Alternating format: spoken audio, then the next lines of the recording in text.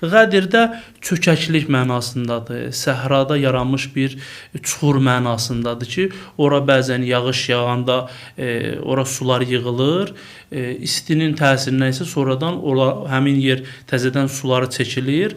Bu Qədirdir. Bəs Xum nədir? Xum bəziləri şəxs adı deyiblər, bəziləri deyiblər ki, bulaq çıxan yer, qamışlığın olduğu yer, gölməçənin yanında olan quyu və daha çox bu axırıncı dediyimiz gölməçənin yanında olan quyu öz təsdiqini tapmışdır və həqiqətən də Qədurxum adlanan həmin məntəqədə bir quyuda yerləşir. Həmin quyunu da Peyğəmbərimizin 7-ci ulu babası olan Mürrə İbn Kəb adında həmin Peyğəmbərimizin babası həmin quyunu qazmışdır.